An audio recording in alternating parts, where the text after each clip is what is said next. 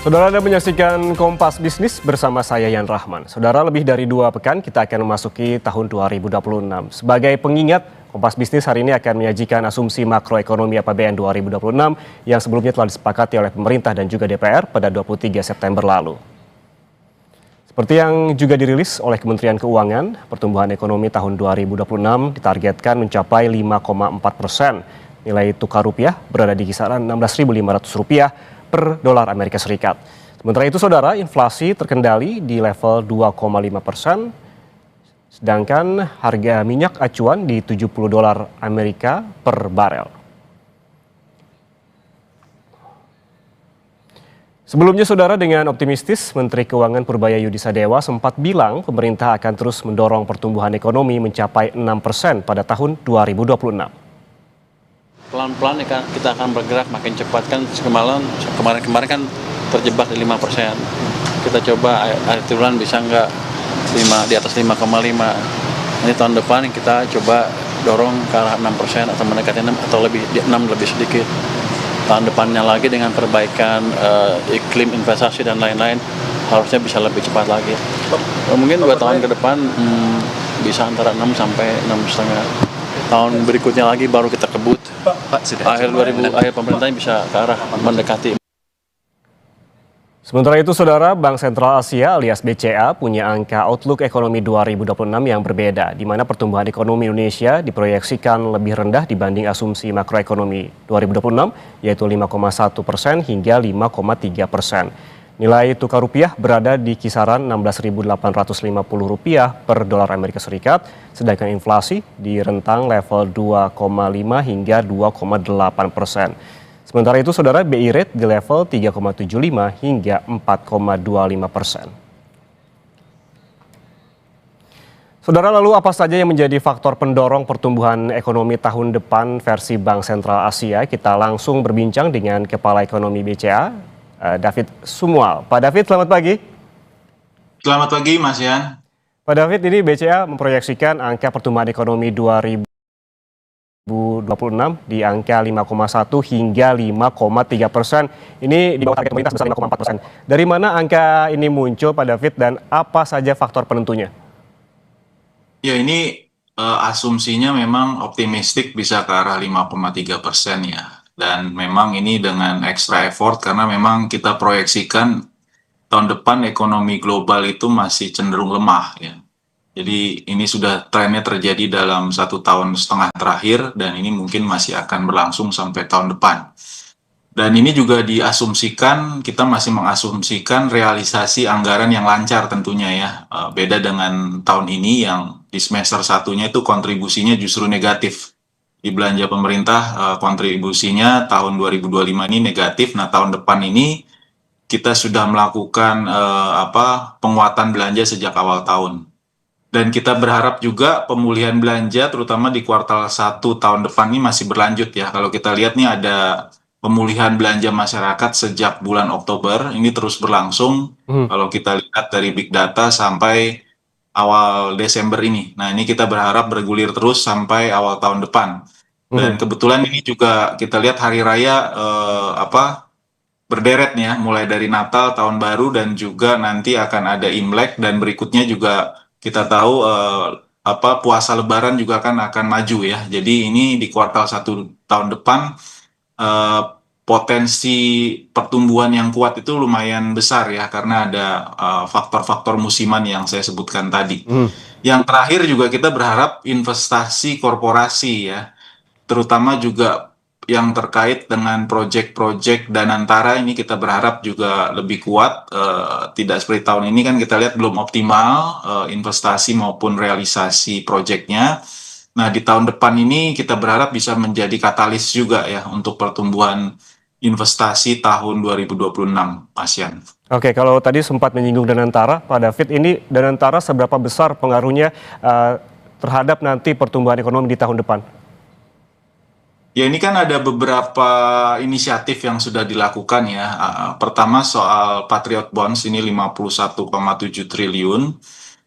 Dan mungkinan nanti akan ada tahap kedua sebesar 15 triliun. Dan juga kita lihat proyek-proyek yang sudah sebenarnya dia digarap ya, disiapkan sejak tahun ini terkait waste to energy ini sampai total kan ada 33, lalu ada kilang minyak, proyek hilirisasi ada 18, infrastruktur digital dan seterusnya. Ini kita harapkan mulai bergulir di tahun depan karena ini kan dananya sudah dialihkan ya. Ini kan kebanyakan memang yang menjadi investor adalah perusahaan-perusahaan yang listing di bursa.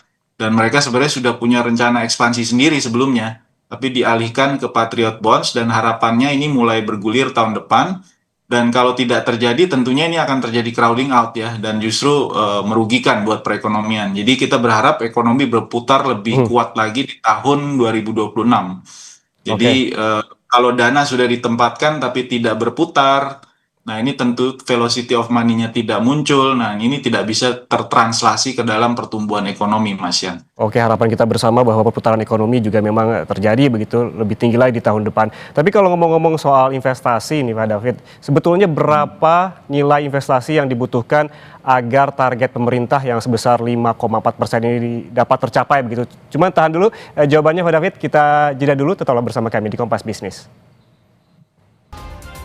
Anda masih bersama kami di Kompas Bisnis, Saudara, dan masih bergabung bersama kami Kepala Ekonom BCA, David Sumual. Pak David, kita tadi sempat berbicara terkait dengan investasi yang menjadi salah satu pendorong pertumbuhan ekonomi, terutama di tahun depan. Berapa sih, Pak David, nilai investasi yang dibutuhkan agar target pemerintah yang sebesar 5,4% ini bisa tercapai?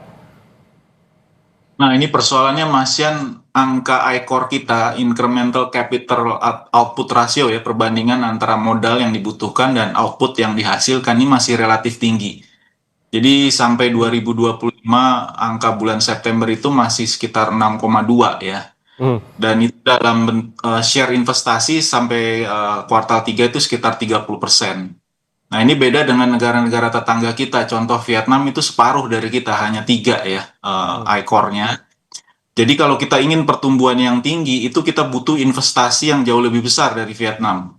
Jadi kalau hitung-hitungan saya di 2026 ini perlu naik porsi investasi kita ke arah 33-34%. Nah ini jadinya nominal investasinya kalau dihitung dari tahun ini harus naik sekitar ya sekitar 25-30% ya, atau sekitar 8.600-an triliun kurang lebih ya. Jadi nah ini dihitung dari PDB nominal ya. Jadi cukup besar karena memang dari sisi efisiensi dan produktivitas kapital yang kita suntik atau kita injeksi ke dalam perekonomian, output yang kita hasilkan itu lebih kecil dibandingkan dari negara tetangga kita seperti Vietnam atau misalnya India. Itu mereka sekitar 3 ya.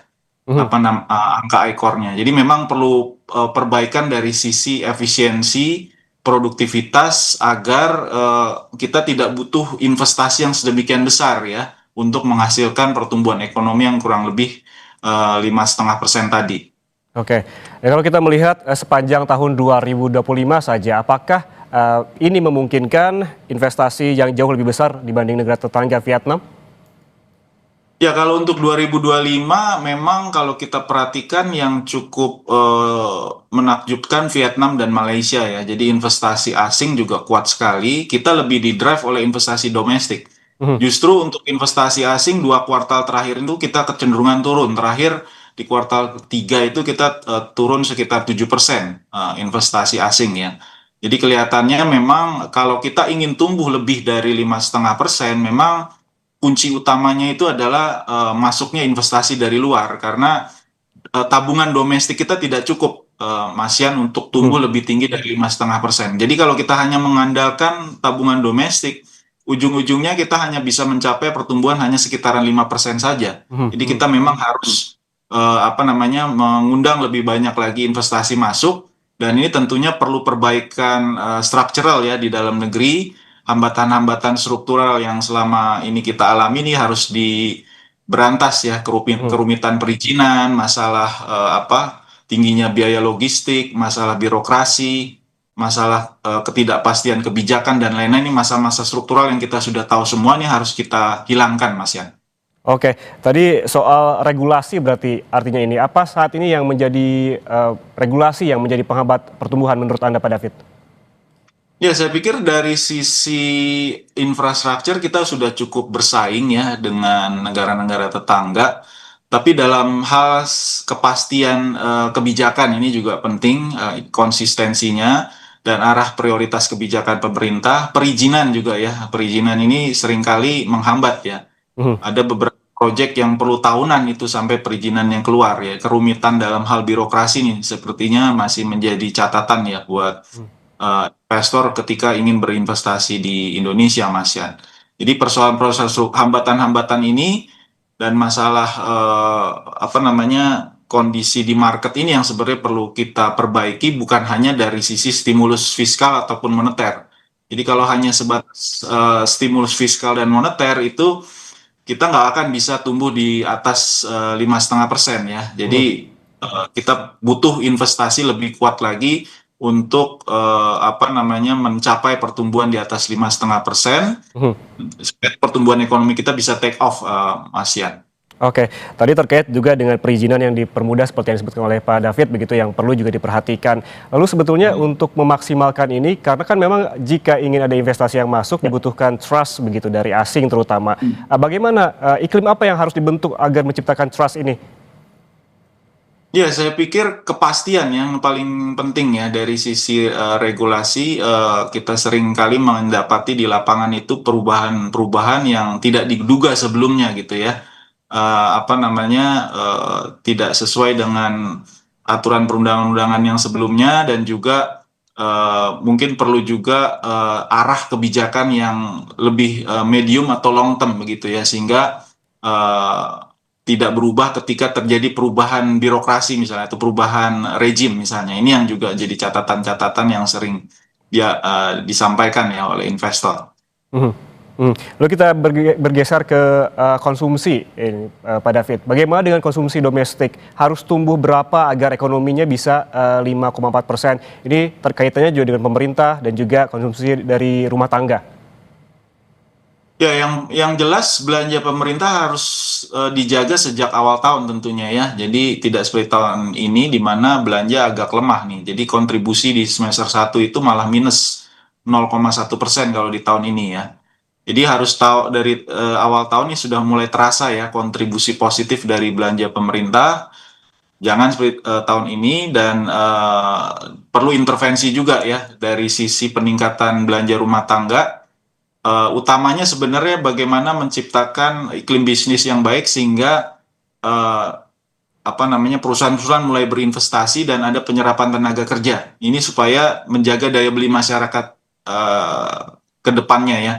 Jadi mungkin kalau untuk operasi Mhm. stabilisasi harga memang masih dibutuhkan ya, tapi ini kan untuk hal-hal yang darurat ya. Misalnya sekarang kita sedang ada bencana ya kita perlu ada operasi stabilisasi Mhm. harga ya, untuk menjaga daya beli. Tapi yang paling Oke. penting adalah dari segi penyerapan tenaga kerjanya yang kita lihat Mhm. terutama untuk yang labor intensive industry ini agak menurun ya. Mhm. Kita lihat investasi memang lebih kencang itu di capital intensive apa sektor dibandingkan labor intensif sektor dalam 1-2 tahun terakhir ini. Oke, Pak David, tadi Anda sempat menyinggung soal bencana begitu. Informasinya terkait dengan bencana yang terjadi di Sumatera ini akan menggerus begitu terkait ataupun memengaruhi pertumbuhan ekonomi di kuartal keempat di tahun ini, di tahun 2025. Bagaimana dengan tahun depan, paling tidak di kuartal pertama tahun 2026? Apakah ini masih akan berpengaruh? Ya, saya pikir untuk kuartal 4 ya paling tidak di akhir November sampai Desember ini pasti akan dipengaruh ya dari sisi konsumsi dan produksi masyarakat dan sampai awal tahun depan ya. Jadi perhitungan kami ini dampaknya sekitar 0,2 sampai 0,3% terdistribusi dalam dua kuartal ini, kuartal 4 tahun ini dan kuartal 1 tahun depan. Dan ini tentu akan menurunkan dari sisi produksi karena jalur logistik distribusi ini terganggu, konsumsi masyarakat juga terganggu dan juga harga-harga kan meningkat ya sehingga daya beli masyarakat juga tertekan. Hmm. Namun kita melihat kalau pemerintah komit untuk melakukan rekonstruksi dan perbaikan yang hitung-hitungan kami bisa sekitaran 50 triliunan ya sampai mungkin bisa lebih 50-60 triliunan untuk biaya rekonstruksi. Ini tentunya bisa mendorong pertumbuhan di Sumatera ya, 3 provinsi yang sekarang terkena dampak sangat signifikan ya. Jadi kita melihat mulai kuartal 2 atau kuartal 3 tahun depan pertumbuhan di 3 provinsi ini malah lebih kuat lagi, terutama dari upaya rekonstruksi yang kemungkinan nanti akan dilakukan. Oke, kalau kita melihat bahwa terkait juga dengan bencana ini, Pak David, ada pertumbuhan ekonomi yang berpengaruh di kuartal keempat di tahun 2025 begitu. Ada juga bantuan yang memang disiapkan oleh pemerintah karena ada memang fiskal ataupun ruang fiskal sebesar 60 triliun yang disebutkan oleh Menteri Keuangan. Tentunya yang didorong adalah percepatan dari pemulihan bencana ini. Menurut Anda, seberapa pengaruh percepatan, karena kan memang ini dibutuhkan waktu yang begitu lama untuk memulihkannya. Seberapa pengaruhkah percepatan dari pemulihan ini terhadap pertumbuhan ekonomi? Bagaimana jika lebih cepat dan bagaimana risikonya jika lebih lambat? Ya, tentunya kalau misalnya lebih lambat, ini akan proses pemulihannya lebih lama. Yang paling penting kan memulihkan jalur-jalur distribusi nih ya, jembatan, jalan yang rusak ya. Lalu juga saya perhatikan juga ini banyak jalan-jalan yang menuju ke pelabuhan ini juga bermasalah sehingga produksi yang dilakukan ini terhambat ya. Masyarakat berbagai macam produksinya mulai dari perkebunan, pertambangan pasti akan terganggu ya. Jadi saya pikir ini harus ada percepatan dan proses rekonstruksi mungkin tidak bisa dilakukan segera. Saya agak pesimis bisa dilakukan segera di tahun ini, mungkin awal tahun depan ya paling cepat ini mulai bisa dilakukan, dan ini juga seharusnya bisa menggerakkan perekonomian juga dan juga menyerap tenaga kerja juga ya paling tidak ya, sehingga gairah ekonomi di 3 provinsi itu kembali meningkat ya. Ini seperti dulu juga pernah terjadi ketika ada bencana tsunami ya. Memang waktu itu juga 2 kuartal dampaknya. Namun setelah itu ada proses rekonstruksi pembangunan rumah, sarana sosial, sarana umum ya, yang akhirnya juga menggerakkan perekonomian di Aceh waktu itu yang membuat perekonomian juga cukup tinggi pertumbuhannya ketika itu. Oke. Mudah-mudahan seperti itu ya, bisa menggerakkan ekonomi dan juga penyerapan tenaga kerja. Kita beralih ke masih terkait dengan outlook perekonomian dari versi Bank BCA terkait juga dengan kurs rupiah pada tahun depan. Pak David, apa yang harus diwaspadai oleh otoritas terkait dengan rupiah di tahun depan? Ya, seperti perkiraan kami rupiah kelihatannya skenarionya kalau skenario soft landing yang terjadi di mana suku bunga Fed akan turun bertahap, ini cukup kondusif buat rupiah kita ya. Jadi rupiah kita akan bergerak di sekitaran tadi 16.8, 16.850 rata-ratanya kurang lebih. Tapi tadi dengan asumsi ekonomi Amerika Serikat melambat secara bertahap dan suku bunga Fed akan turun juga secara bertahap ya. Jadi ini skenario yang sering kita sebut sebagai skenario soft landing. Tapi yang paling dikhawatirkan kan ini masalah di Amerika Serikat ya. Ada kekhawatiran soal fiskal di Amerika Serikat. Jadi walaupun suku bunga turun, belum tentu yield dari obligasi di Amerika Serikat ikut-ikutan turun. Kalau kita lihat trennya malah yang jangka menengah panjang cenderung naik. Dan ada vulnerability juga, probabilitas kemungkinan ekonomi Amerika Serikat memasuki resesi atau bahkan krisis kalau misalnya bubble di pasar modal terutama yang dipicu oleh kenaikan harga saham-saham teknologi ini meletus gitu ya, dan ini tentunya akan membuat volatilitas yang cukup tinggi juga gitu ya, karena kalau kita lihat dari sisi risiko ya, risiko konsentrasi maupun risiko valuasi ini sudah cukup mahal ya harga saham-saham teknologi di Amerika Serikat, dan ini tentu akan juga merembes ke banyak negara emerging market ya, terjadi volatilitas, tapi ini biasanya tidak lebih dari setahun. Jadi kita berharap kondisi yang terjadi seperti di 2008 itu kan juga ada masalah, tapi setelah itu kita lihat ada pemulihan yang cukup cepat di harga komoditas ya. Jadi kalau kita bisa siapkan kondisi ekonomi fundamental kita, buffer kita kuat, kita bisa bertahan, kita berharap dalam skenario hard landing kita juga bisa tumbuh cukup baik ya setahun berikutnya. Jadi tapi sejauh ini skenario masih skenario soft landing di mana rupiah akan relatif stabil di sekitaran 16.800 tadi Mas Ian. Oke, kalau kita lihat tadi yang dibahas terkait dengan bagaimana situasi polemik di secara global, ada juga The Fed tadi dan situasi ekonomi global. Bagaimana dengan domestik? Apa yang harus diwaspadai Pak David, terutama di dunia usaha begitu? Ya, saya pikir dari sisi inflasi juga perlu diperhatikan ya. Kita lihat inflasi masih relatif stabil. Ini untuk menjaga daya beli masyarakat. Kita perkirakan 2,5 sampai 2,8%. Lalu juga dari sisi fiskal tentu juga ini menjadi concern sejauh ini ya. Kalau kita perhatikan investor asing di surat utang negara ini kecenderungan outflow ya, sudah sekitar 4,5 billion dollar sejak bulan September. Ini salah satu concernnya tentu dari sisi sustainability dari fiskal juga ya, kemampuan kita untuk membayar utang dan juga suku bunga ini juga kita harus perhatikan, dan tentu dengan menjaga supaya kebijakan fiskal kita tetap prudent ya ke Hmm. depannya, dan juga kebijakan moneternya juga disesuaikan. Kita tentunya harus menjaga keseimbangan antara stabilitas dan pertumbuhan, mengingat kondisi globalnya yang masih penuh ketidakpastian ya. Jadi kita tidak ingin kita genjot besar-besaran, tapi di sisi lain nanti ada vulnerability dari eksternal yang membuat fundamental kita menjadi riskan begitu Mas ya. Jadi Hmm. saya pikir itu salah satu hal yang perlu kita perhatikan di tahun 2026 ini. Oke, yang menjadi fokus lainnya juga terkait dengan BI Rate ya, Pak David. Ini bagaimana arah BI Rate agar lebih fokus lagi? Apa peran moneter untuk mendorong pertumbuhan ekonomi lagi di tahun depan?